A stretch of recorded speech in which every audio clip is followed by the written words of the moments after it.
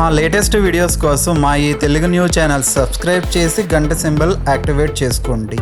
ఈ రోజే చైత్ర పౌర్ణమి, హనుమాన్ జయంతి, పరమ పవిత్రమైన రోజు. ఈరోజు ఏం చేసినా చేయకపోయినా రాత్రి 12 లోపు హనుమంతుని పెళ్లి కథ వింటే చాలు, ఒక నిమిషంలో మీ జీవితం మారిపోతుంది.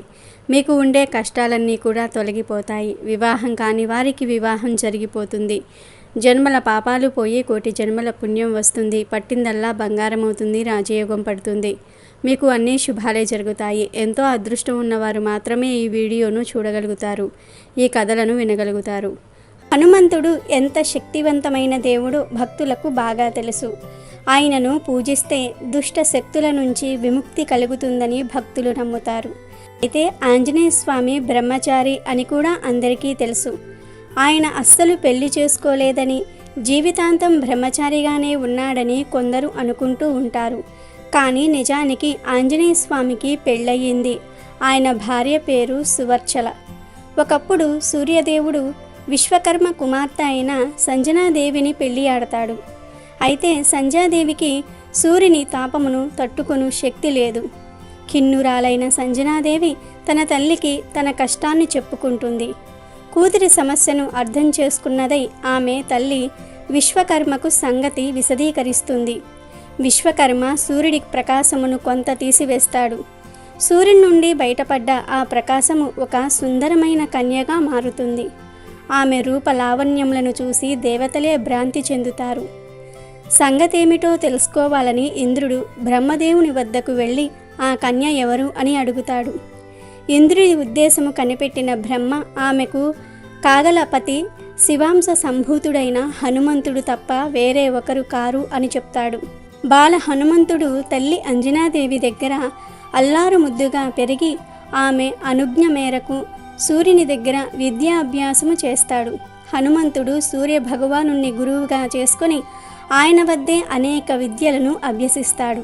అయితే నవ వ్యాకరణాలు అనే విద్యను మాత్రం హనుమంతుడు నేర్చుకోలేకపోతాడు. ఎందుకంటే ఆ విద్య నేర్చుకోవాలంటే ఖచ్చితంగా వివాహం అయి ఉండాల్సిందే. దీంతో హనుమంతుడు ఏం చెయ్యాలో తెలియక అలా ఉండిపోతాడు. ఇది గమనించిన సూర్యుడు తన కుమార్తె అయిన సువర్చలను పెళ్లి చేసుకోవాలని హనుమంతుణ్ణి కోరతాడు. అయితే బ్రహ్మచారిగా ఉండాలనుకున్న తన కోరికకు అది ఆటంకం కలిగిస్తుందని పెళ్లి చేసుకోనంటాడు హనుమ. కానీ సూర్యుడు గురు దక్షిణగా అయినా సరే సువర్చలను పెళ్లి చేసుకోమంటాడు. అందుకు కూడా హనుమ అంగీకరించడు.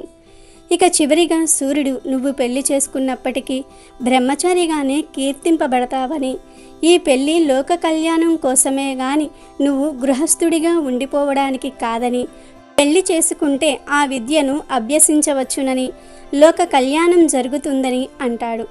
దీంతో హనుమంతుడు పెళ్లికి ఒప్పుకుంటాడు. పెళ్లి కాగానే సువర్చల మారు మాట్లాడకుండా తపస్సుకు వెళ్ళిపోతుంది. ఆ తర్వాత ఇక ఆమె కనిపించదు. సువర్చలాదేవి పరమ సాధ్వి. కేవలం తన జన్మ దేనికో ఆమె అర్థం చేసుకుని వివాహమైన మరుక్షణమే తపస్సులోనికి వెళ్ళటం మామూలు విషయం కాదు. అందుకే ఆమెను మహాసాధ్వి అంటారు. అలా హనుమ పెళ్లి చేసుకుని ఆ విద్యను అభ్యసించి సకల శాస్త్ర పారంగతుడు అవుతాడు. ఇది హనుమంతుని పెళ్లి వెనుక ఉన్న అసలు కథ. దీని గురించి మహర్షి పరాశరుడు రాసిన పరాశర సహితలో ఉంది. హనుమంతుడు ఆయన భార్య సువర్చలతో విగ్రహ రూపంలో కొలువై ఉన్న ఆలయం కూడా ఉంది. అది ఎక్కడో కాదు, మన తెలంగాణ రాష్ట్రంలోనే హైదరాబాద్ నగరానికి 220 కిలోమీటర్ల దూరంలో ఉన్న ఇల్లందులో ఈ ఆలయం ఉంది. ఈ ఆలయానికి చారిత్రక నేపథ్యం కూడా ఉంది. ఇక్కడి సువర్చలాదేవిని పూజిస్తే భక్తులు తాము కోరుకున్న కోరికలు నెరవేరుతాయని నమ్ముతారు. ఒక కథ ప్రకారం హనుమంతుల వారు సీతమ్మ తల్లి జాడ కనుగొని రాముడికి సమాచారాన్ని అందిస్తాడు. రావణాసురుని చెరలో సీతమ్మ ఉన్నదని స్పష్టమైన తరువాత లంకకు చేరుకునేందుకు సముద్రం మీద వారధిని నిర్మించమని రాముల వారు ఆజ్ఞాపిస్తారు. రాముని ఆజ్ఞ మేరకు వానరులంతా సముద్రం మీద రాళ్లను వేస్తూ ఉంటారు. కానీ అదేం విచిత్రమో, రాత్రి వేసిన రాళ్ళు పొద్దుటికల్లా కనిపించకుండా పోతూ ఉండేవి. దాంతో ఈ విషయాన్ని హనుమంతుడికి విన్నవిస్తారు వానరులు. రాళ్లు మాయం కావటం వెనుక ఉన్న రహస్యాన్ని తెలుసుకునేందుకు హనుమంతుల వారు బయలుదేరతారు. అలా సముద్రంలో ఈదుతూ నలుదిశలా పరిశీలిస్తున్న ఆంజనేయుడికి ఒక మత్స్యకన్యల గుంపు కనిపిస్తుంది. వారందరి చేత రాళ్లను తీయించి వేస్తున్న ఒక నాయకురాలు తటస్థపడుతుంది. బంగారు వర్ణంలో మెరిసిపోతున్న ఆ మత్స్యకన్యను వెంబడించేందుకు వాయుపుత్రుడు చేసిన ప్రయత్నాలన్నీ కూడా వృధా అయిపోతాయి. కానీ నిదానంగా ఆ మత్స్యకన్య హనుమంతుణ్ణి చూసి మోహిస్తుంది. తానే హనుమంతుని దగ్గరకు చేరుకుంటుంది. తన దగ్గరికి వచ్చిన మత్స్యకన్యను చూసిన హనుమంతుడు ఆమె రాళ్లను మాయం చేయటం వెనుక ఉన్న కారణాన్ని అడుగుతాడు. తాను రావణాసురుని కుమార్తెనని, ఆయన ఆజ్ఞ మేరకు ఇలా వారధిని నిర్మించే ప్రయత్నాన్ని అడ్డుకొస్తున్నానని చెప్పుకొస్తుంది మత్స్యకన్య. కానీ తాము రావణాసురుని మీద ఎందుకు యుద్ధం చేయాలనుకుంటున్నామో హనుమంతుడు వివరించే సరికి ఆమె మనసు మారిపోతుంది. సీతమ్మ తల్లిని రక్షించేందుకు జరుగుతున్న ప్రయత్నాలను ఇక మీదట అడ్డుకోమని చెప్తుంది మత్స్యకన్య. ఆంజనేయుడు అక్కడి నుంచి విడిపోయిన హనుమంతుని తేజస్సుతో ఆమె ఒక బిడ్డకు జన్మనిస్తుంది.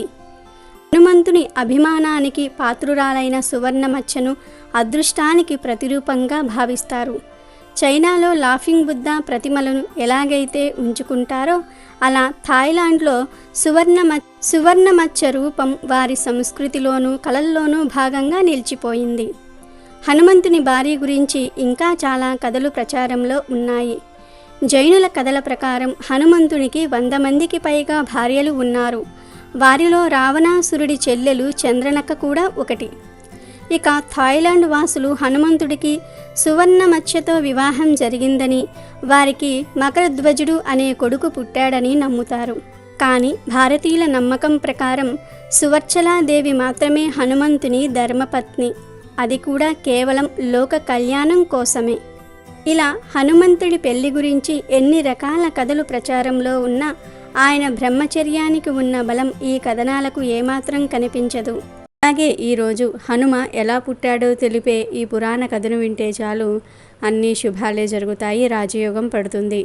ఒకసారి దేవలోకంలో ఇంద్రుడు కొలువు తీరి ఉన్న సమయంలో పుంజికస్థల అనే ఒక అప్సరకాంత బృహస్పతి వద్దకు చేరి హాస్యంగా మాట్లాడసాగింది. ఆమె వికారంగా నవ్వటం లాంటి ప్రవర్తన బృహస్పతికి ఆగ్రహం తెప్పించాయి. ఇక బృహస్పతి కోపంతో పుంజికస్థలతో ఇలా అన్నాడు: పెద్దల ఎడ గౌరవ భావం లేకుండా హాస్య ప్రవర్తన చేసిన నీకు ఇదే నా శాపం. నీవు భూలోకంలో వాన స్త్రీగా జన్మిస్తావు అని శాపం పెట్టాడు. అంతంతా ఆ పుంజకస్థల తన తప్పు తెలుసుకొని మన్నించమని ఎన్నో విధాల బృహస్పతిని వేడుకొని శాపం పోవాలంటే ఏం చేయాలో చెప్పమని అంటుంది. దాంతో శాంతించిన బృహస్పతి, నీవు బాధపడవలసిన పని లేదు. నీవు కారణ జన్ముడమైన పుత్రుడికి జన్మనిచ్చిన తరువాత తిరిగి దేవలోకం చేరుకుంటావని అనుగ్రహిస్తాడు. ఆ శాపం కారణంగా భూలోకమందు పుంజికస్థల అంజనాదేవి అను వానర కాంతగా జన్మించెను. ఆ తరువాత కేసరి అనే వానర రాజును వివాహమాడింది. ఇలా ఉండగా రాక్షస సంహార కార్యక్రమం బ్రహ్మ, విష్ణు, మహేశ్వర్లకు విడిగా ఏ ఒక్కరికి సాధ్యపడటం లేదు. కాబట్టి శ్రీ మహావిష్ణువు పరిస్థితిని గమనించి బ్రహ్మ, విష్ణువు, మహేశ్వర్ల తేజస్సు కలిపి శివుడికి ఇచ్చారు. దానిని పరమశివుడు మింగుతాడు. ఆ తేజస్సు వల్ల జన్మించిన వాడు రాక్షస సంహారం చేసి అటు దేవతలకు ఇటు ఋషులకు కూడా ఆనందం కలిగిస్తాడని శ్రీ మహావిష్ణువు చెప్తాడు. అలాంటి శివ వీర్య శక్తిని పార్వతీదేవి భరించలేక అగ్నిదేవుడికి ఇస్తుంది. అగ్నిదేవుడి కూడా భరించలేక వాయుదేవుడికి ఇస్తాడు.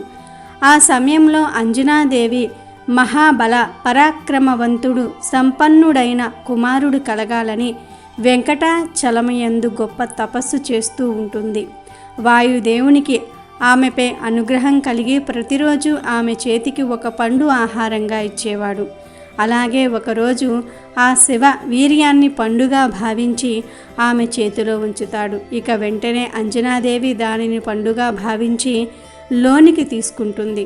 ఆ విధంగా ఆమె గర్భం దాలుస్తుంది. ఆ సమయంలో ఆకాశవాణి అంజనాదేవితో ఇలా పలికిస్తుంది: ఇంతవరకు జరిగింది, జరగబోయేది చెప్తూ ఓ అంజనాదేవి, నీవు అదృష్టవంతురాలివి. భగవంతుని అనుగ్రహం వల్ల నీకు ఒక మహానుభావుడు పుట్టబోతూ ఉన్నాడు. నీకు కన్యత్వ దోషం ఉండదని చెప్తుంది. ఆ విధంగా ఆంజనేయ స్వామి జన్మించారు. ఇప్పుడు మనం జరుపుకునే హనుమన్ జయంతికి కారణం ఇదే. ఆ విధంగా జన్మదినం రోజు ప్రజలంతా కూడా పండుగగా జరుపుకుంటూ ఉన్నారు. అలా హనుమ యొక్క స్థూల శరీరం అంజనాదేవి గర్భం నుండి వచ్చింది. సూక్ష్మ శరీరం వాయు ప్రేరకం కావున వాయుపుత్రుడు అని అంటారు. కారణ శరీర శివాంశ వల్ల ఏర్పడింది. అలా అంజనాదేవి యొక్క వరప్రసాది అయిన హనుమ శుక్లపక్ష చంద్రునిలాగా దినదిన ప్రవర్ధమానంగా ఎదుగుతూ ఒకనాడు అప్పుడే ఉదయిస్తున్న సూర్యుని చూసి అది ఒక తినే పండుగ భ్రమించి దాన్ని తినడానికి ఆకాశ మార్గాన బయలుదేరాడు. అది చూసిన ఇంద్రుడు వానిపై తన వజ్రాయుధాన్ని విసురుతాడు. దాని తాకిడి వలన హనుమ ఒక కొండపై పడి ప్రాణాలు కోల్పోతాడు. అది తెలుసుకున్న వాయుదేవుడు హనుమంతుణ్ణి బ్రతికించేందుకు ఒక గుహలోనికి తీసుకుపోతాడు. దానితో ముల్లోకాల యందు గాలి స్తంభించిపోతుంది. వాయుదేవుణ్ణి వెతుక్కుంటూ బ్రహ్మాది దేవతలంతా కూడా గుహ వద్దకు చేరుకుంటారు. బ్రహ్మ వాయుదేవుణ్ణి ఓదార్చి హనుమను బ్రతికిస్తాడు. ఇక పరమేశ్వరుడు చిరంజీవిగా జీవిస్తావు అని ఆశీర్వదిస్తాడు. మిగిలిన దేవతలంతా కూడా అలా ఒక వరం ఇచ్చి దీవిస్తారు. తన పుత్ర సమానమైన హనుమ బ్రతికినందువల్ల తిరిగి లోక సంచారం చేయనారంభించాడు వాయుదేవుడు. హనుమ అంటే దవడ. అతని ఎడమ దవడకు దెబ్బ తగులుటచే ఆ బాలుడు హనుమంతుడు అన్న పేరుతో కీర్తింపబడ్డాడు. ఆ విధంగా హనుమంతుడు సర్వశక్తి సంపన్నుడై చిరంజీవిగా బ్రతికాడు. తన చిన్నారి అల్లరి చేష్టలతో ఋషులను మునులను ఆట పట్టిస్తూ ఉండేవాడు. దాంతో వారు ఆగ్రహించి, నేటి నుండి నీ శక్తి ఏమిటో నీకు తెలియకుండా ఉండుగాక, అది కూడా నీ శక్తి ఏమిటో నీకు గుర్తు చేస్తే గాని నీకు తెలియకుండా ఉండుగాక అని శపిస్తారు. ఇక అంజనాదేవి దంపతులు హనుమంతుని సూర్యుని వద్దకు విద్యా అభ్యాసంకు పంపుతారు. సూర్య భగవానుని వద్ద సమస్త విద్యలు అభ్యసిస్తూ ఏకాసంత గ్రహి అయి కొంతకాలంలోనే అన్ని విద్యలు నేర్చుకున్నాడు. అందుకు సూర్య భగవానుడు గురు దక్షిణగా నీవు సుగ్రీవుని వాలిబారి నుండి ఎల్లవేళలా రక్షిస్తూ ఉండవలసినదిగా కోరుతాడు. అందువల్ల హనుమంతుడు సూర్య భగవానుని కోరిక మేరకు సుగ్రీవునికి ఆప్తమిత్రుడిగా మంత్రిగా ఉంటూ వివిధ సేవలు అందిస్తూ ఉంటాడు. త్రిపురాసుర సంహార సమయంలో విష్ణువు పరమశివుడికి సహాయపడ్డాడు. అందుకు ప్రతిఫలంగా రామావతారం యందు లోక రక్షణార్థమై శ్రీరామునికి సహాయపడడానికి ఆ మహాశివుడు ఆంజనేయ స్వామి అవతారం ధరించి రావణ సంహారానికి తోడ్పడ్డాడు అని పురాణాలు చెప్తూ ఉన్నాయి. ఒకసారి మహాశివుడు ఆంజనేయ స్వామి వారి జన్మ వృత్తాంతం పార్వతీదేవికి చెప్తూ హనుమంతుని అవతారం నా 11వ అవతారం అని పార్వతీదేవితో చెప్తాడు. హనుమాన్ జయంతిని మనం మొత్తం 2 సార్లు జరుపుకుంటాము. ఒకటి చైత్ర పౌర్ణమి నాడు, రెండవది వైశాఖ బహుళ దశమి నాడు. ఎందుకంటే హనుమ 2 సార్లు పుట్టాడు. హనుమ తన తల్లి అంజనా గర్భం నుండి మొదటిసారి పుట్టాడు. మళ్ళీ సూర్యుడిని మింగడానికి వెళ్ళినప్పుడు, ఇంద్రుడు కొట్టినప్పుడు హనుమ చనిపోయి మళ్ళీ పుడతాడు. ఇలా 2 సార్లు హనుమ జన్మించాడు గనుక 2 సార్లు హనుమాన్ జయంతిని జరుపుకుంటారు. చైత్ర పౌర్ణమి రోజు చిన్న హనుమాన్ జయంతి అని జరుపుకుంటారు. వైశాఖ దశమి నాడు పెద్ద హనుమాన్ జయంతి అని జరుపుకుంటారు. పూర్వం ఒక గ్రామంలో కేశవుడు అనే ఒక బ్రాహ్మణుడు ఉండేవాడు. వేదాంగ పారంగతుడు, బుద్ధిమాన్, సర్వధర్మాచరణనిష్ఠుడు. పుత్రులు పౌత్రులతో భార్య విశాలాక్షితో సుఖ జీవితం గడుపుతూ ఉన్నాడు. అతిథి పూజలతో జన్మధన్యం చేసుకుంటూ ఉన్నాడు. ఆ గ్రామానికి ఒక ప్రభువులాగా వెలిగిపోతూ ఉన్నాడు కేశవుడు. కొంతకాలానికి అతని జీవితంలో విషాదం అలుముకొంది. ప్రియ అర్ధాంగి అకస్మాత్తుగా మరణించింది. అతని దుఃఖం పట్ల సఖ్యం కాకుండా ఉంది. బాధ తట్టుకోలేక కాశీనగరం చేరుకున్నాడు. అక్కడ నిత్యం గంగా స్నానంతో పవిత్రతను పొందుతూ విశ్వేశ్వరుని దర్శిస్తూ అభిషేకం చేస్తూ విశాలాక్షిదేవి దర్శనంతో ఊరట చెందుతూ ఉన్నాడు. కొంతకాలం కాశీలో గడిపి ఆ తరువాత ప్రయాగ, గయా మొదలైన క్షేత్ర దర్శనం చేసి పితృకార్యాలను నిర్వహిస్తూ విద్యుక్త ధర్మాలన్నీ కూడా నిర్వహిస్తూ కొన్ని నెలలు గడిపి మళ్ళీ ఇంటి ముఖం పట్టాడు. ప్రయాణంలో ఒకరోజు చీకటి పడటంతో ఒక మర్రి చెట్టు కింద విశ్రమించాడు. ఆ వటవృక్షం చాలా పురాతనమైన ఊడలతో బాగా విస్తరించి ఉంది. అర్ధరాత్రి సమయంలో ఆ చెట్టును ఆశ్రయించుకుని ఉన్న ఒక పిశాచం అందంగా ఉన్న కేశవుణ్ణి తినాలని ఉబలాట పడింది. మనోహర సుందర యువతిగా మారి అతని దగ్గరకు వచ్చింది. శృంగార చేష్టలతో రెచ్చగొట్టడం ప్రారంభించింది. అతనికి ఏమీ పాలుపోలేదు. యువతి, ఎవరు నువ్వు? అర్ధరాత్రి ఒంటరిగా ఇలా రావటం తగదు. వివాహం అయ్యిందా? నేను భార్యలేని వాడను. నా అండదండలతో ఉండగలవా? నువ్వు ఒప్పుకుంటే నాతో నిన్ను మా ఊరు తీసుకుని వెళ్తాను అని చెప్పాడు. ఆమె అంగీకరించింది. వారిద్దరూ కూడా ఆ రాత్రి ఆనందంగా గడిపారు. మర్నాడు ఆ ఇద్దరూ కూడా ఇంటికి చేరుకున్నారు. కొంతకాలం ఆమెతో చక్కగా కాపురం చేశాడు. ఒకరోజు కేశవుని ఇంటికి దూరంగా ఒక చెట్టు కింద దూసర దేహంతో రుద్రాక్షమాల ధరించి వాగ్ర చర్మాంబరధారి అయినటువంటి ఒక యోగి శిష్యులతో కనిపించాడు. కేశవుడు ఆయన్ను చేరి తన ఇంటికి వచ్చి ఆతిథ్యం స్వీకరించమని కోరాడు. సంతోషంతో ఆ యోగి శిష్యులతో కేశవుని ఇంటికి వచ్చాడు. లోపలి వెళ్ళి భార్యను రమ్మని పిలిచాడు. దానికి ఆ యోగిని భార్యను పిలవవద్దని వారించాడు. కేశవునితో యోగి, కేశవ, ఆమె ఎవరో తెలుసుకునే కాపురం చేస్తూ ఉన్నావా? పెళ్లి చేసుకున్నావా? నిజం చెప్పు అని అడిగాడు. దానికి కేశవుడు జరిగిన విశేషాలన్నీ కూడా వివరంగా తెలిపాడు. తనకే తెలియదని తనను ఉద్ధరించమని వేడుకున్నాడు. కేశవునిపై యోగికి జాలి కలిగి అతన్ని ఉద్ధరించాలని భావించాడు. ఈమె విషయం నేను చెప్పను, నువ్వే గ్రహించు అని చెప్పి శ్రీరామ తారక మంత్రాన్ని ఉపదేశించి వెంటనే జపమాచరించమని చెప్పి ఒక రుద్రాక్ష మాలను కూడా ఇచ్చి దానితో జపం చేయమని చెప్పి వెళ్ళిపోయాడు. కేశవుడు కూడా అలాగే చేశాడు. చేతిలోని ఆ మాల వల్ల సూర్య తేజంతో వెలిగిపోతూ ఉన్నాడు కేశవుడు. అక్కడికి ఆ పిశాచి వచ్చింది. ఆమె భయపడింది. ఆ జపమాలను దూరంగా విసిరివెయ్యమని కోరింది. తన దగ్గరకు రావద్దని ప్రార్థిస్తూ ఏడుస్తూ దూరంగా జరిగింది. అప్పుడు భక్త సులభుడైన ఆంజనేయ స్వామి ప్రత్యక్షమై తన తోకతో ఆ పిశాచాన్ని చుట్టి విసిరివేశాడు. కేశవుడికి జరిగిందంతా కూడా తెలిపి స్వామి అదృశ్యులైనారు. కేశవుడు యోగిని దర్శించి జరిగిందంతా కూడా తెలియజేసి తన్ను ఉద్ధరించమని వేడుకున్నాడు.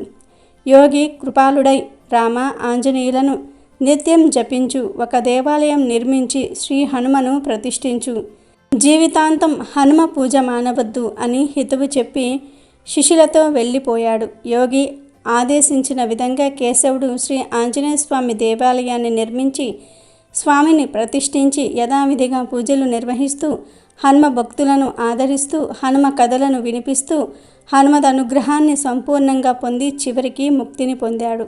అలాగే ఈరోజు చైత్ర పౌర్ణమికి సంబంధించిన ఈ పురాణ కథను వింటే చాలు, జన్మజన్మల పాపాలు పోతాయి, కోటి జన్మల పుణ్యం వస్తుంది. చైత్ర పౌర్ణమి రోజు చిత్రగుప్తుణ్ణి ఆరాధిస్తే వివాహం కాని వారికి వివాహం త్వరగా అవుతుంది. అంతేకాదు అపమృత్యు దోషాలు తొలగిపోతాయి. జన్మించిన వారు మరణించక తప్పదు, మరణించిన వారు తిరిగి జన్మించక తప్పదు అని భగవద్గీతలో శ్రీకృష్ణ పరమాత్ముడు ఎప్పుడో చెప్పాడు. అంటే ఈ సృష్టిలో జన్మించిన ప్రతి ప్రాణి ఏదో ఒక రోజు చనిపోక తప్పదు. ఒకవేళ అలా జరగలేదంటే ఈ సృష్టిలో ప్రతి సృష్టి అనేది ఆగిపోతుంది. మన మనుషుల విషయానికి వస్తే పుట్టిన ప్రతి మనిషి ఏదో ఒక రోజు ఖచ్చితంగా చనిపోతాడు. కాకపోతే కొద్దిగా వెనక ముందు అవ్వచ్చు, కానీ మరణం మాత్రం తప్పదు. హిందూ ధర్మశాస్త్రం ప్రకారం, పురాణాల ప్రకారం మనిషి యొక్క ఆయువు తీరిన తరువాత యమధర్మరాజు వచ్చి వారి ఆత్మలను తీసుకుని వెళ్తాడని నమ్మకం. అక్కడ చిత్రగుప్తుడు పాపాలను లెక్కిస్తాడు. చిత్రగుప్తుడు హిందూ పురాణాల ప్రకారం మనుషుల పాప పుణ్యాల చిట్టా రాసేవాడు. యమధర్మరాజు ఆ స్థానంలో ఉంటాడు. మనుషులు చనిపోయిన తర్వాత వారికి స్వర్గమో నరకమో ఈయన తేలుస్తాడు. ఈయన బ్రహ్మపుత్రుడు కాబట్టి హిందూ పురాణాలలో ఈయనకు ప్రత్యేకమైన స్థానం ఉంది. చిత్రగుప్తుడు బ్రహ్మదేవుని శరీరం నుండి ఉద్భవించాడని పురాణ వివరణ ఉంది. ఆ పురాణ కథ ప్రకారం బ్రహ్మ మరణించిన వారి లోకాన్ని యముడికి అప్పగించాడు.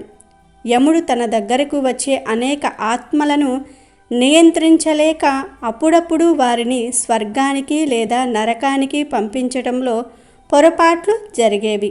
ఇది గమనించిన బ్రహ్మదేవుడు యముణ్ణి ఈ పొరపాట్లు సవరించుకోమని హెచ్చరిస్తాడు. దానికి యముడు ఒక్కో జీవి ఎత్తే 84 జన్మల వలన తనకు భారం ఎక్కువైందని, ఈ పని భారం కష్టంగా ఉన్నదని తెలియజేస్తాడు. దాంతో బ్రహ్మ ఆ సమస్యను పరిష్కరించడానికి కొన్ని వేల సంవత్సరాల పాటు తపస్సు చేస్తాడు. ఆఖరున కళ్ళు తెరిచి చూసేసరికి తనకు ఎదురుగా ఒక వ్యక్తి కలం కాగితం పట్టుకొని కనిపించాడు.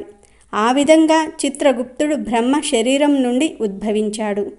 అతను యముని దగ్గర పాపపుణ్యాలు లెక్కలు వేస్తూ ఎంతో సహాయకారిగా ఉంటాడు. ఈ రోజును అంటే చైత్రశుద్ధ పౌర్ణమిని చిత్రగుప్తునికి అంకితం ఇచ్చారు కాబట్టి దీనిని చిత్ర పౌర్ణమి అని కూడా పిలుస్తూ ఉంటారు. ఇదిలా ఉండగా పూర్వము ఒకానొక రాజ్యంలో రాజు భార్య, మంత్రి భార్య ఎంతో అన్యోన్యంగా ఉండేవారు. ఇరువురు కలిసి నోములు నోచుకుంటూ ఉండేవారు. రాజు భార్య మాత్రం చిత్రగుప్తుని నోము మరిచిపోయింది. మంత్రి భార్య మాత్రం మరొక నోము నోచుకున్నది. కాలక్రమంలో వారిద్దరూ కూడా చనిపోయారు.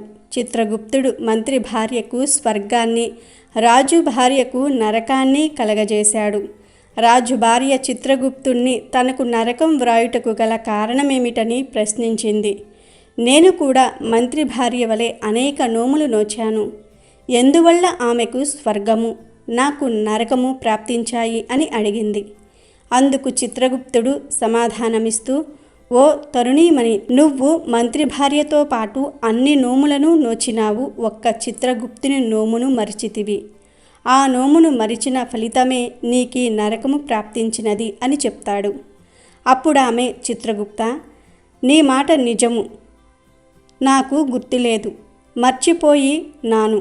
నీవు నన్ను అనుగ్రహించి భూలోకమునకు పంపించినా నేను చిత్రగుప్తుని నోమును నోచుకుని వచ్చేదనని బ్రతిమలాడుకున్నది. అందుక చిత్రగుప్తుడు అంగీకరించిన వాడై ఆమెను భూలోకమునకు పంపించాడు. భూలోకమునకు వచ్చిన మహారాణి భక్తి శ్రద్ధలతో ఆ నోమును నోచుకుని వెంటనే చిత్రగుప్తుని వద్దకు వచ్చింది. అందుక చిత్రగుప్తుడు ప్రసన్నుడై ఆమెకు స్వర్గలోక ప్రాప్తిని ఇచ్చాడు. కాబట్టి భూలోకంలో ప్రతి ఒక్కరూ కూడా చిత్రగుప్తుని నోము తప్పక నోచుకోవాలి.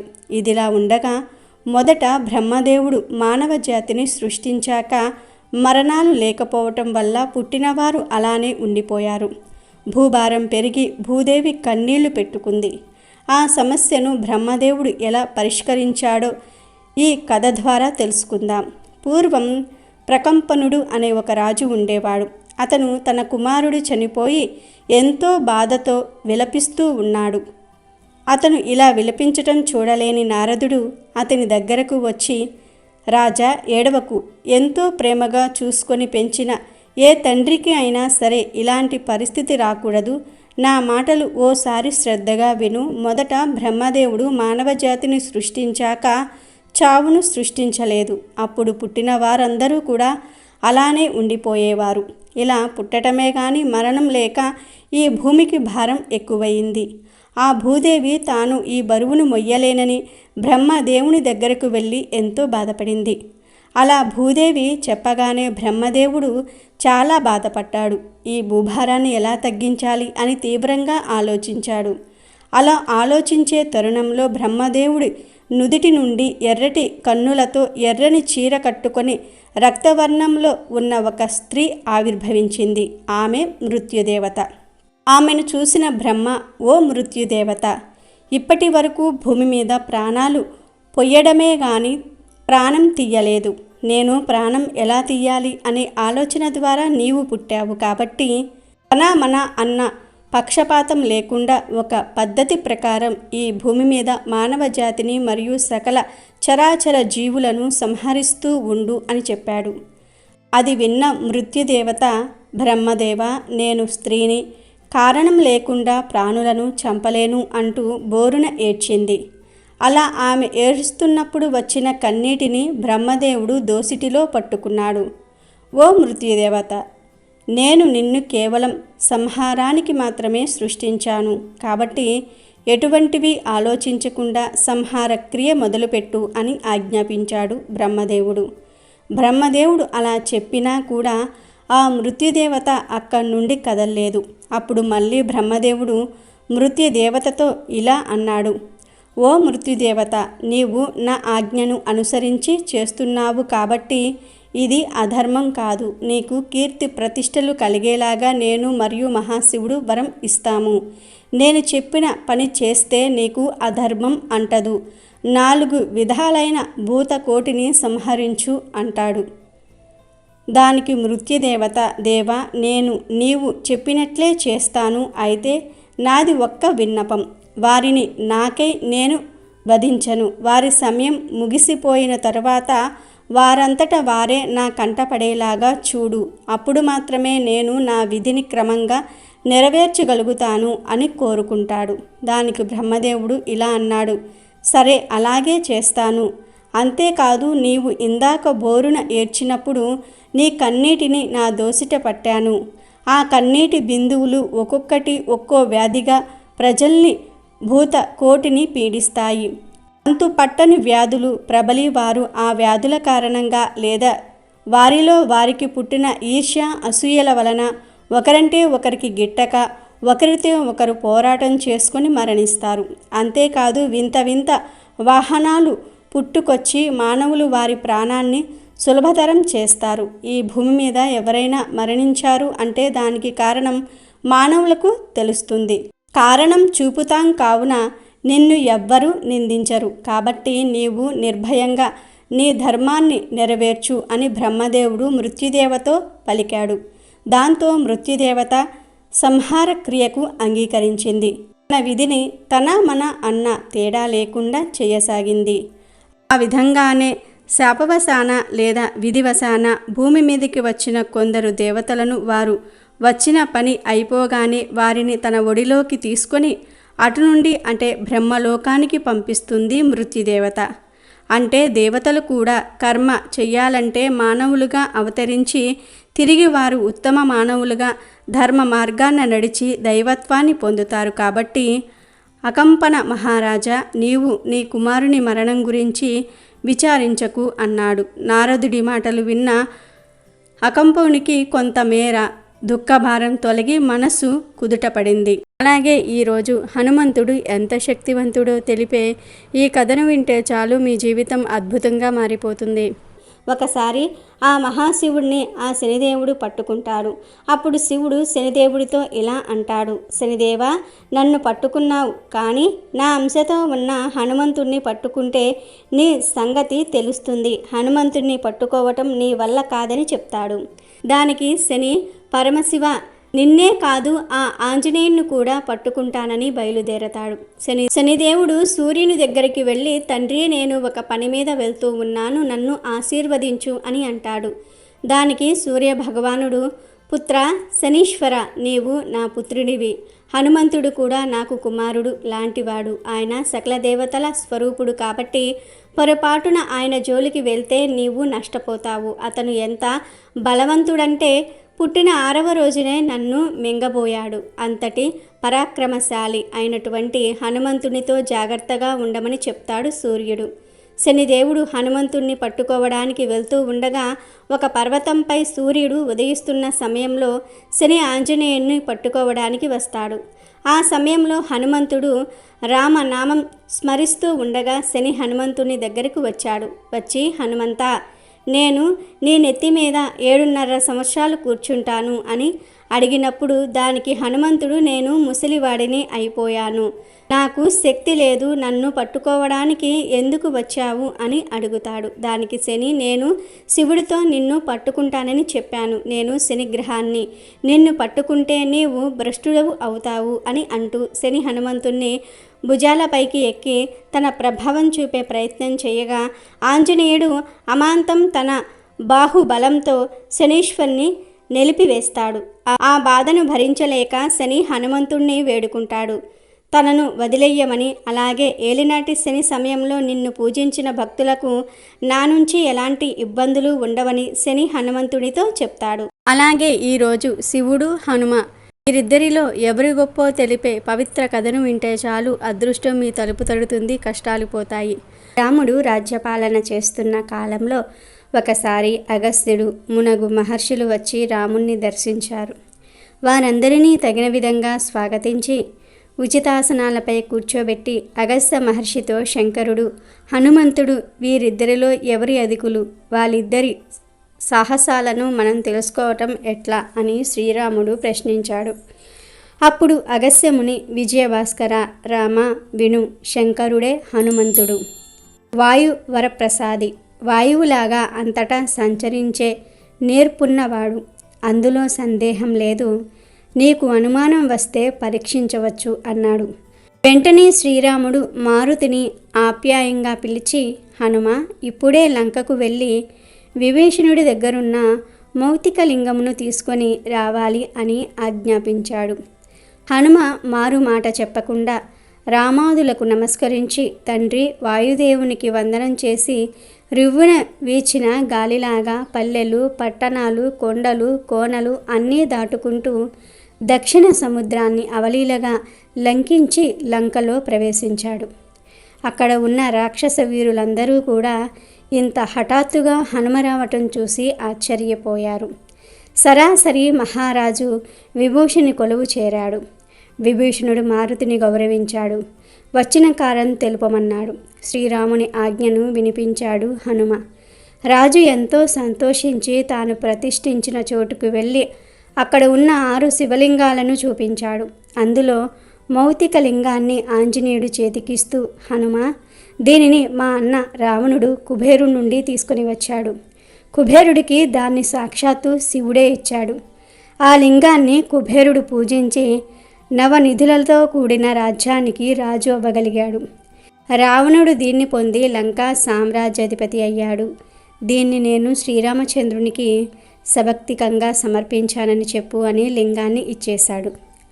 హనుమ భక్తిగా ఆ మౌక్తిక లింగానికి నమస్కరించి విభూషణి దగ్గర వీడ్కోలు తీసుకొని అయోధ్యకు బయలుదేరాడు. ఆకాశంలో ఎగురుతూ 7వ రోజున అవంతి నగర ప్రాంతంలో ఉన్న పర్వతం మీదకు చేరాడు. లింగాన్ని అక్కడ ఉంచి రుద్ర సరస్సులో స్నానం చేసి ఆర్యపాద్యాదులు సమర్పించి మళ్ళీ ఆ పర్వతం దగ్గరకు చేరుకున్నాడు. అప్పుడు ఆ మౌక్తిక లింగం చిన్న పర్వతం అంతగా పెరిగి ఉండటం చూసి ఆశ్చర్యపోయాడు. దానిని కదిలించడానికి విశ్వ ప్రయత్నం చేసి విఫలుడైనాడు. అప్పుడు ఉమాపతి పరమేశ్వరుడు ప్రత్యక్షమై, హనుమ, విచారపడకు, నీవు దుఃఖిస్తే లోకమంతా కూడా చింతాక్రాంతమవుతుంది. నువ్వు సంతోషంగా ఉంటే ప్రపంచం నవ్వుతుంది. ఈ లింగం ఇక్కడే ఉండాలని భగవంతుని భావనగా అనిపిస్తోంది. ఈ పర్వతం చాలా పవిత్రమైనది. ఇక్కడ రుద్ర సరస్సు ఉండటం మరీ విశేషం. మౌక్తిక లింగం ఇక్కడ ఉండటం వల్ల దివ్యులైన దైవగణం, ఋషిగణం దీనిని సేవించే పరమ అద్భుతమైన అవకాశం కలుగుతుంది. దీన్ని వారందరూ కూడా శ్రీ హనుమత్కేశ్వరం అనే పేరుతో పిలుస్తారు. ఆ పేరుతో ఇది ప్రశస్తి పొందుతుంది. మానవులందరూ ఈ హనుమత్కేశ్వర లింగాన్ని భక్తి శ్రద్ధలతో పూజించి ధన్యులవుతారు. ఇక్కడ జరిగిన విషయాలన్నిటినీ కూడా శ్రీరామచంద్రునికి నా మాటగా చెప్పు, ఆయన దానిని అర్థం చేసుకోగలడు అని దీవించి పంపాడు శివుడు.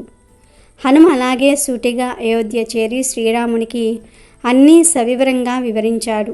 శ్రీరాముడు, అగస్త్య మహర్షి మొదలైన వారంతా హనుమను ఆశీర్వదించారు. అలాగే ఈరోజు హనుమకు తమలపాకు అంటే ఎందుకు అంత ఇష్టమో తెలిపే పురాణ కథను వింటే చాలు, పట్టిందల్లా బంగారమవుతుంది, పాపాలు పోతాయి. సీతమ్మ తల్లిని రావణుడు అపహరించాడు. రామచంద్రుడు సీతమ్మ కోసం అన్వేషణ మొదలుపెట్టాడు.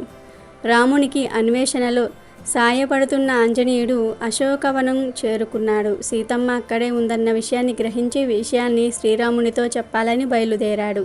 అతడు వెళ్ళేటప్పుడు సీతమ్మ ఆశీర్వదించాలని ఆశిస్తుంది. అయితే ఆ వనంలో ఉన్న పుష్పాలు ఆమె చేతికి అందవు. దాంతో పుష్పాలకు బదులుగా తమలపాకును కోసి ఆంజనేయుని తల మీద పెట్టి దీవిస్తుంది. అందుకే ఆంజనేయునికి తమలపాకు ప్రీతిపాత్రమైనది. అది మాత్రమే కాదు, సీతమ్మ వద్ద నుంచి తిరిగి వెళ్తూ ఆకాశంలో పయనిస్తూ గట్టిగా హూంకరిస్తాడు ఆంజనేయుడు. అది విన్న వానరులకు విషయం అర్థమైపోతుంది. ఆంజనేయుడు ఖచ్చితంగా సీతమ్మ జాడ తెలుసుకునే వస్తున్నాడని అర్థం చేసుకున్న వానరులంతా 1000 కళ్ళతో ఆంజనేయుడి కోసం ఎదురు చూస్తారు. అతడు రాగానే తమలపాకుల తీగలతో సన్మానం చేస్తారు.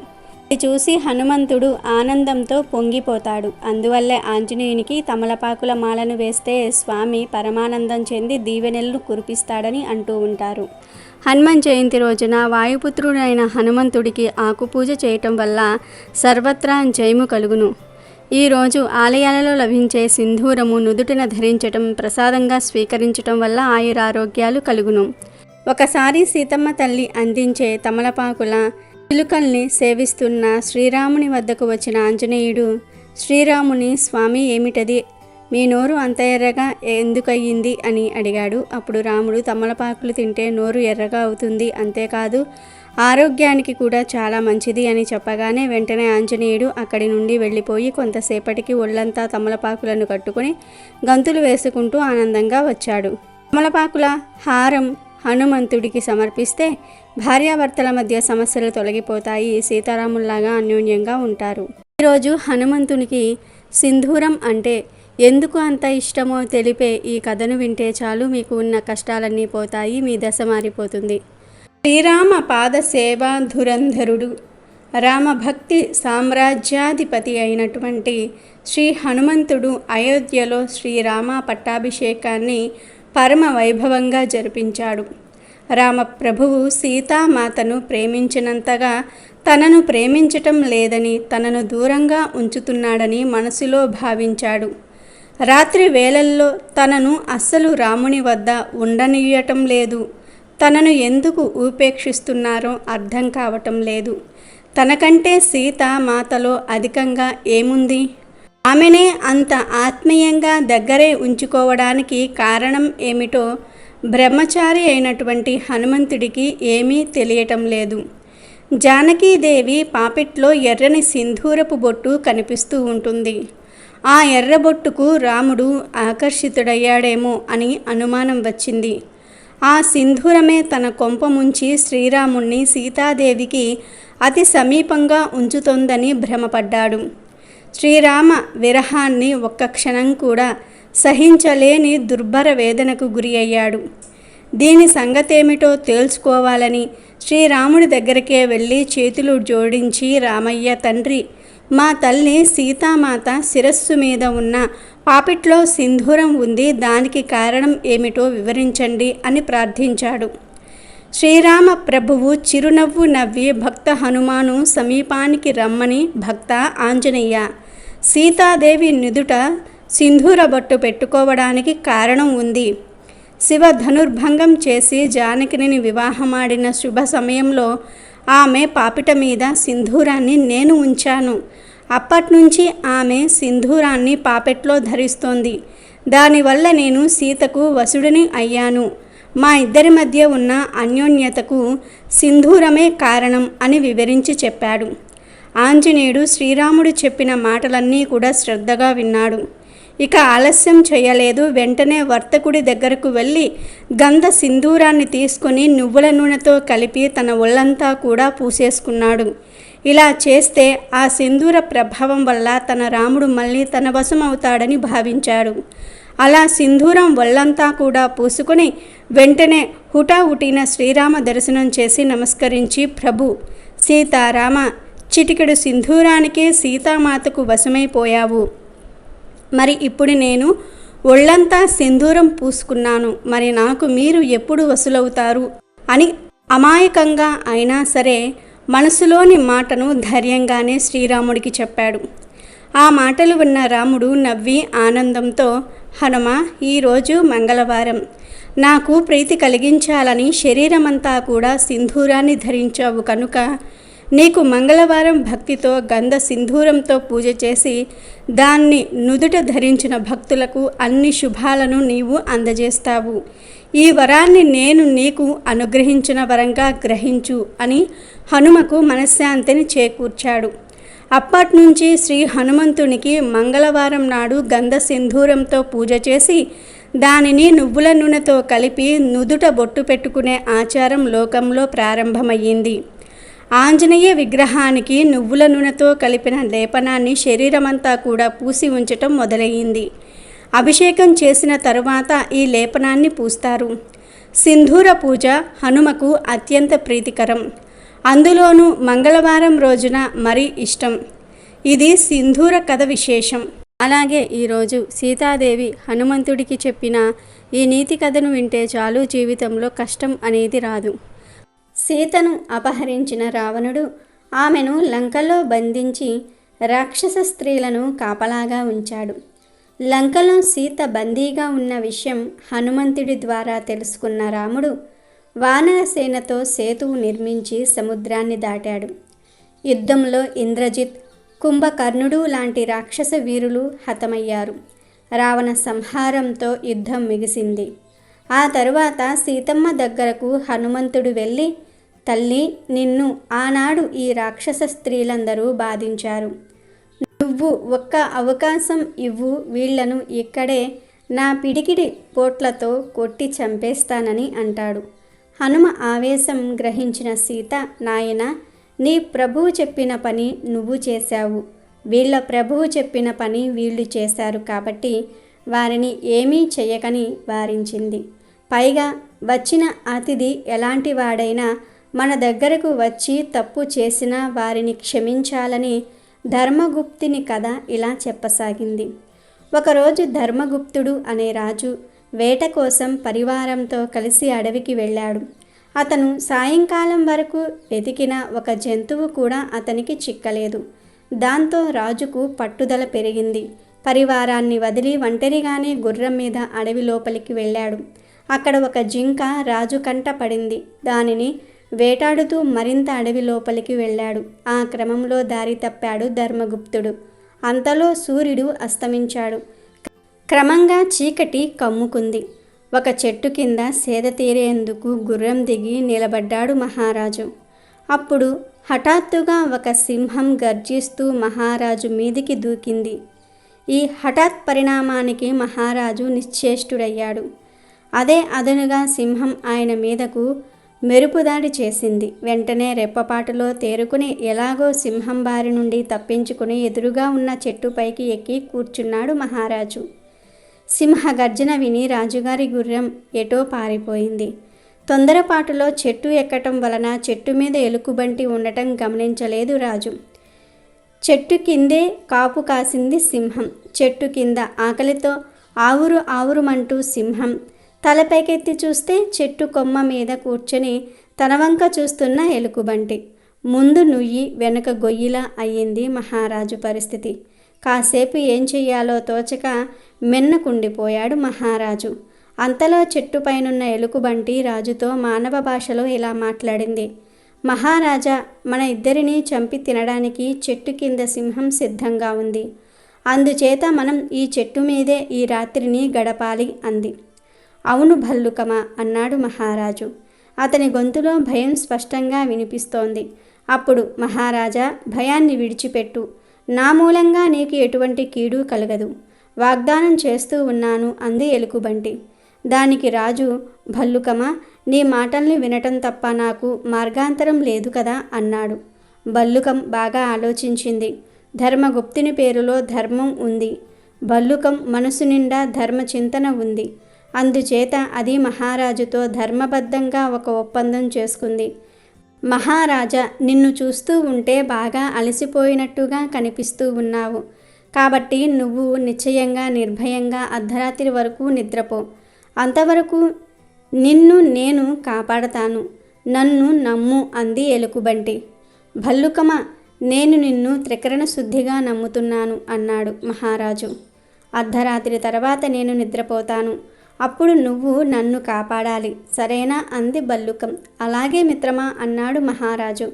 ఆ ఇద్దరి మధ్య కుదిరిన ఒప్పందం ప్రకారం ముందుగా ధర్మగుప్తుడు నిద్రపోయాడు.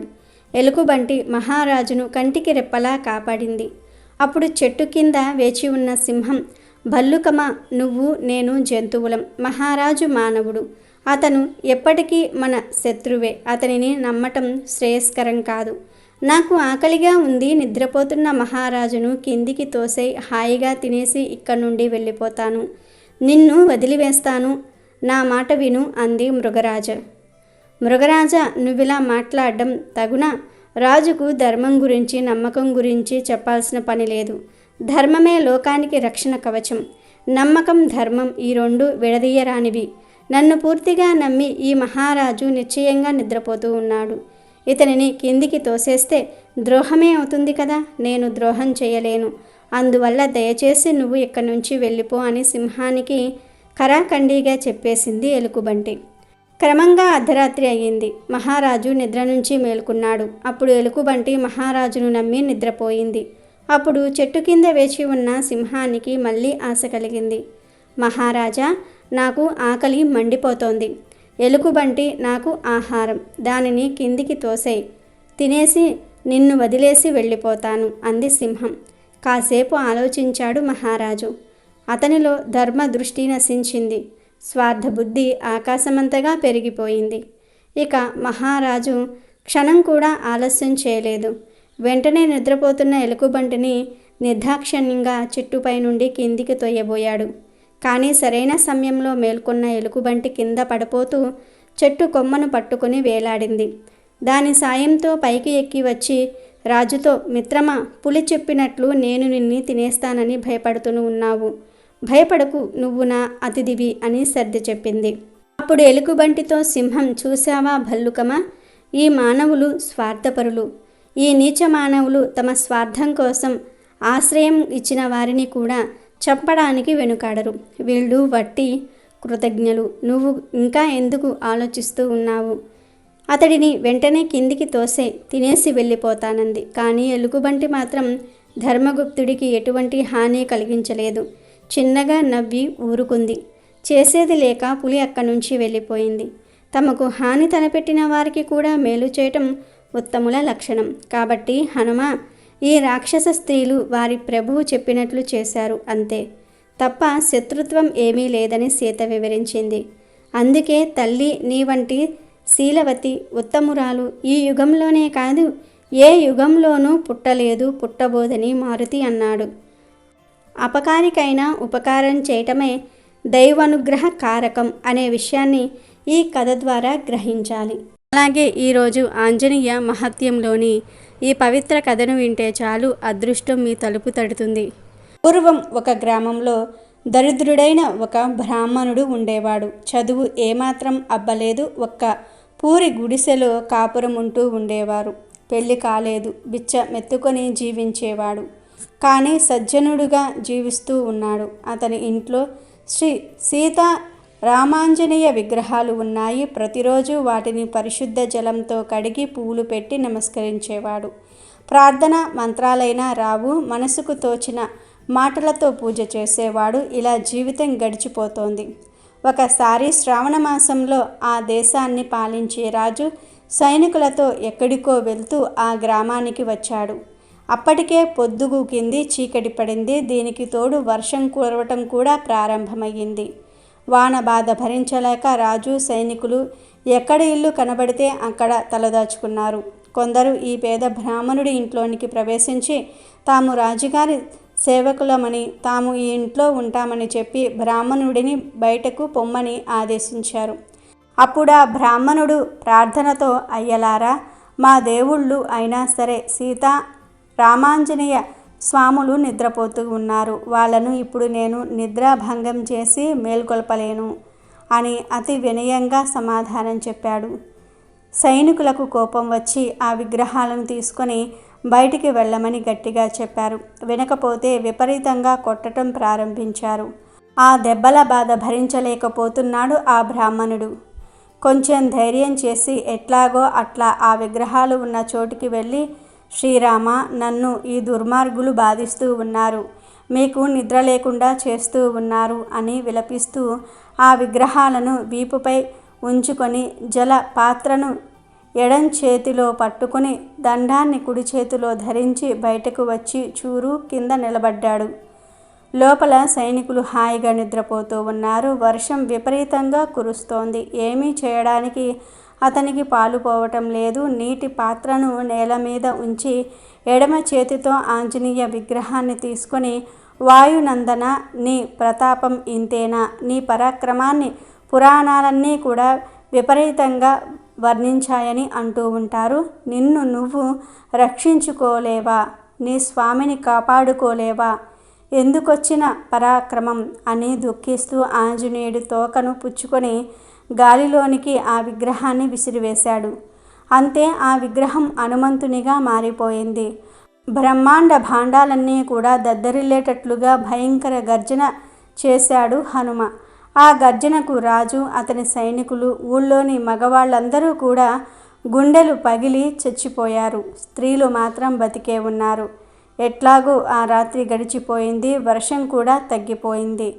తెల్లవారిన తరువాత ఎక్కడ చూసినా పురుషుల శవాలే కనిపించాయి. ఈ పేద బ్రాహ్మణుడు, ఊళ్ళోని స్త్రీలు కలిసి ఆ శవాలన్నిటికీ కూడా దహన సంస్కారాలు చేశారు.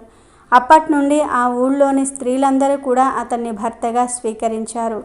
అనేక సుఖాలు అనుభవించి సీతారామాంజనేయులను నిత్యం పూజిస్తూ కొద్ది రోజులకు రాజైనాడు. అప్పటి నుంచి ఏ స్త్రీ అయినా సరే గర్భంలో పురుష శిశువును ధరిస్తే హనుమ గర్జించేవాడు. గర్భపాతం జరిగి ఆ శిశువు మరణించేవాడు. ఆ గ్రామం పూర్తిగా మగువలదే అయ్యింది. మగవాళ్ళు లేని గ్రామంగానే ఉండి పోయింది. మళ్ళీ మగ శిశు జననం అనేది అక్కడ జరగలేదు. పూర్వం వారణాసి అనే పట్టణంలో విశ్వనాథుడు కొలువై ఉన్నాడు. దానికే కాశీ అని పేరు. సత్య హరిశ్చంద్రుడు భార్య చంద్రమతిని వేలం వేసిన ప్రదేశం ఇదే. విశ్వామిత్రుని బాధలు భరించి హరిశ్చంద్రుడు తిరిగి రాజ్యాన్ని పొందిన ప్రదేశం కూడా ఇదే. ఈ పట్టణాన్ని ధర్మాత్ముడు, సత్యసంధుడు అయిన యయాతి మహారాజు పాలిస్తూ ఉన్నాడు. అతని పాలనలో ప్రజలు సుఖంగా, రోగాలేవీ లేకుండా ఆనందంగా జీవిస్తూ ఉన్నారు. ఒకసారి యయాతి మహారాజు అరణ్యానికి వేటకు వెళ్ళాడు. అక్కడ ఒక ప్రదేశంలో గౌతమ, విశ్వామిత్రాది మహర్షులు ఉన్నారు. అక్కడ నారాయణ యజ్ఞం విధి విధానంగా నారద మహర్షి సమక్షంలో జరుగుతోంది. యయాతి మహారాజు అక్కడ ఉన్న వశిష్ఠుడు మొదలైన మునులందరికీ కూడా నమస్కరిస్తూ అక్కడి నుండి వెళ్ళిపోయాడు. రామనామ మహత్యాన్ని లోకంలో చాటాలనే ఆలోచన అప్పుడు నారదుడికి కలిగింది. వెంటనే అక్కడే ఉన్న విశ్వామిత్ర మహర్షి దగ్గరకు వెళ్ళి, చూశావా మహర్షి, వశిష్ఠుడు మొదలైన మునులకు ప్రణామం అన్నాడే గాని విశ్వామిత్రాది అనలేదు, గమనించావా అని పుల్ల వేశాడు. ఇంకేముంది, అది అవమానంగా భావించాడు కోపిష్టి విశ్వామిత్రుడు. యయాతికి తగిన గుణపాఠం చెప్పాలని నిర్ణయించుకున్నాడు. కోపంతో ఉన్న విశ్వామిత్రుడు సరాసరి అయోధ్య నగరం చేరి శ్రీరాముని దర్శించాడు. రాముడు ఉచిత సత్కారాలు చేసి మహర్షి రాకకు కారణం తెలుపమన్నాడు. అప్పుడు విశ్వామిత్రుడు, రామ, కాశీరాజు యయాతి మేమున్న ప్రాంతానికి వచ్చి మేము చేస్తున్న యజ్ఞాన్ని దర్శించి మునులందరికీ నమస్కరించి నన్ను పలకరించకుండా అవమానం చేసి వెళ్ళిపోయాడు. అతడు నీ భక్తుడే. అయినా ఉపేక్షించకుండా ప్రతీకారం చేసి నా పరాభవాగ్ని చల్లార్చు అన్నాడు. గురువు విశ్వామిత్రునికి జరిగిన అవమానం తనకు జరిగినట్లే అని రాఘవుడు భావించాడు. ధర్మ రక్షణ తన కర్తవ్యం అని అనుకున్నాడు. వెంటనే ధనస్సును చేతిలోనికి తీసుకొని ముందు వెనుకలు ఆలోచించకుండా సూర్యాస్తమయం లోపు యయాతిని చంపుతానని ప్రతిజ్ఞ చేశాడు. ఈ విషయాన్ని నారదుడు యయాతికి తెలియజెప్పాడు. అతడిని కాపాడగలిగింది శ్రీరామ బంటు అయినటువంటి హనుమంతుడు ఒక్కడే అని సలహా కూడా ఇచ్చాడు. తన ప్రభువుతో అకారణ కలహానికి దుఃఖిస్తూ యయాతి ఆలస్యం చేయకుండా వేగంగా వెళ్ళి హనుమ తల్లి అయినటువంటి అంజనాదేవి పాదాలపై పడ్డాడు. శరణు వేడాడు. ఆమె మాతృహృదయం కరిగి ప్రాణభయం లేదని అభయమిచ్చింది. ఆమె హనుమతో యయాతిని రక్షించమని కోరింది. తర్వాత ఆంజనేయుడు మరియు అంజనాదేవి అసలు నిన్ను ఎవరు చంపాలనుకుంటున్నారు అని యయాతిని అడుగుతారు. యయాతి విషయమంతా కూడా వివరించి చెప్పాడు. రామస్వామితో విరోధం అతనికి ఇష్టం లేదు. కానీ తల్లి ఇచ్చిన శరణు మాటను పాటించాలి కదా. సరేనని హనుమ యయాతిని వెంట తీసుకొని అయోధ్యకు వెళ్తాడు. సరయూ నది ఒడ్డున యయాతి మహారాజును కూర్చోబెట్టి ఎడతెరిపి లేకుండా శ్రీరామ నామాన్ని జపించమని చెప్పి శ్రీరాముని దర్శించాడు మారుతి. రామ, నీ నామం జపించే వారినెవ్వరినీ కూడా చంపను అన్న ప్రతిజ్ఞ చేశావు, నీవు జ్ఞాపకం ఉందా అని అడిగాడు. దానికి రాముడు, నా నామం జపించే వాడిని నేను సంహరింపను అన్నాడు. శ్రీరాముడు ఆ రోజు సూర్యుడు అస్తమించే లోపుగా యయాతిని సంహరిస్తాను అను కొలువు కూటంలో చేసిన ప్రతిజ్ఞ అయోధ్యాపుర వాసులందరికీ కూడా తెలిసిపోయింది. దీనితో పాటు యయాతిని రక్షిస్తానని హనుమ శపథం చేసిన మాట కూడా అంతటా పాకిపోయింది. అందరూ ఏం జరుగుతుందో అనే కుతూహలంతో సరయూ నది దగ్గరకు చేరుకున్నారు. అందరూ హనుమంతుడికి యయాతిని రక్షించవద్దని విడవమని సలహా ఇచ్చారు. ఇంతలో రాముడు సోదర సమేతంగా అక్కడికి చేరుకున్నాడు. అప్పుడు హనుమతో యయాతిని విడిచిపెట్టమన్నాడు రాముడు. దానికి మారుతి, రక్షించడమే ధర్మంగా ఉన్న నీకు నేను సేవకుణ్ణి, నువ్వు చేపట్టిన వ్రతాన్నే నేను చేస్తూ ఉన్నాను. యయాతిని చంపాలనుకుంటే ముందు నన్ను చంపు, ఆ తర్వాత అతన్ని సంహరించు అని వించి బిగ్గరగా రామా రామా అని రామనామం చేస్తూ గదను చేత్తో పట్టుకున్నాడు. యుద్ధ సన్నద్ధుడయ్యాడు. రాముడు వేసిన బాణాలన్నీ కూడా హనుమదాకా వచ్చి వెనక్కి వెళ్ళి రామును అమ్ముల పొదిలోనికి చేరుకొని పోతూ ఉన్నాయి. లాభం లేదని రాముడు యయాతి మీద బాణాలు సంధించాడు. అవి రామనామం చేస్తున్న యయాతిని తాకకుండా అమ్ముల పొదిలోకే చేరిపోతూ ఉన్నాయి. ఇంతలో సూర్యాస్తమం అయ్యింది. శ్రీరామాంజనేయ యుద్ధాన్ని నివారించడానికి నారదుడు అక్కడ ప్రత్యక్షమయ్యాడు. రామ, వీరిద్దరూ నీ భక్తులు, నువ్వు చంపాలనుకున్నా వారిని చంపలేవు అని చెప్పాడు. యయాతిని పిలిచి శ్రీరాముడు పక్కన చేరిన విశ్వామిత్రుడికి నమస్కరించమని హితవు చెప్పాడు. యయాతి అలాగే నమస్కరించగా విశ్వామిత్రుడు శాంతించాడు.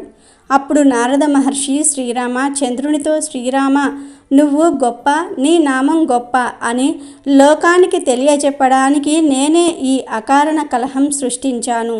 నువ్వు అవతారం చాలించి వైకుంఠం చేరితే ఈ లోకం గతి ఏమిటి? రామావతార పరమార్థం లోకంలో నిలబడి ఉండాలంటే నీ నామమే శరణ్యం. శ్రీ హనుమ రోమ రోమంలో ప్రతి రక్త కణంలోనూ శ్రీరామ నామాన్ని జీర్ణించుకున్న మహాభక్తుడు. యయాతి నీకు అత్యంత ప్రీతిపాత్రుడైనటువంటి భక్తుడు. నిత్య రామ నామ స్మరణ చెయ్యనిదే ఆహారం తీసుకోడు. సూర్య చంద్రాదులు ఉన్నంత వరకు గ్రామ గ్రామాన శ్రీరామ నామం మారు మ్రోగుతూనే ఉండాలి. అప్పుడే నీ అవతారానికి ప్రయోజనం. శ్రీరామ నామం ప్రణవంగా మారి జీవకోటిని తరింపచేస్తోంది. ప్రజలంతా సీతారాముల్ని ఆదర్శ దంపతులుగా భావిస్తూ ఉంటారు. మహర్షి విశ్వామిత్రుడిది అదే అభిప్రాయం. సృష్టికి ప్రతిసృష్టి చేసిన మహానుభావుడికి లోకవాసులంతా కూడా అంకితులై ఉండాలి. నీకు నీ నామానికి స్థిర యశస్సు కలిగించడానికే ఆయన ఈ కలహంతో పాత్ర ధరించాడు. యయాతిని ఆదరించు, నీ నామానికి అత్యంత మహిమను చేకూర్చిన అంజనా నందుడైనటువంటి శ్రీ ఆంజనేయుణ్ణి మన్నించు. హనుమాయే భవిష్యత్ బ్రహ్మ అని నీకు తెలియదా అన్నాడు నారదుడు. దాంతో కలహం ముగిసింది. అందరూ సంతోషించారు. హనుమత యయాతులను ఆప్యాయంగా దగ్గరకు తీసుకుని శ్రీరాముడు ఆలింగన భాగ్యం కలిగించాడు. అందరూ కూడా శ్రీరాముడికి జై, శ్రీ ఆంజనేయుడికి జై అంటూ జయ జయ ధ్వానాలు చేస్తూ వెళ్ళిపోయారు. కనుక ఈరోజు రాత్రి 12 లోపు ఈ వీడియో చూస్తే చాలు, ఈ కథలు వింటే చాలు. 1 నిమిషంలో మీ జీవితం మారిపోతుంది. మీకు ఉండే కష్టాలన్నీ తొలగిపోతాయి. వివాహం కాని వారికి వివాహం జరిగిపోతుంది. జన్మల పాపాలు పోయి 1,000 జన్మల పుణ్యం వస్తుంది. పట్టిందల్లా బంగారం అవుతుంది. రాజయోగం పడుతుంది. మీకు అన్నీ శుభాలే జరుగుతాయి. ఎంతో అదృష్టం ఉన్నవారు మాత్రమే ఈ వీడియోను చూడగలుగుతారు, ఈ కథలను వినగలుగుతారు. అమెజాన్లో బెస్ట్ డిస్కౌంట్స్ కోసం వీడియో డిస్క్రిప్షన్లో లింకు ఉంది, చూడండి. అలాగే మా టెలిగ్రామ్ ఛానల్ సబ్స్క్రైబ్ చేసుకోండి.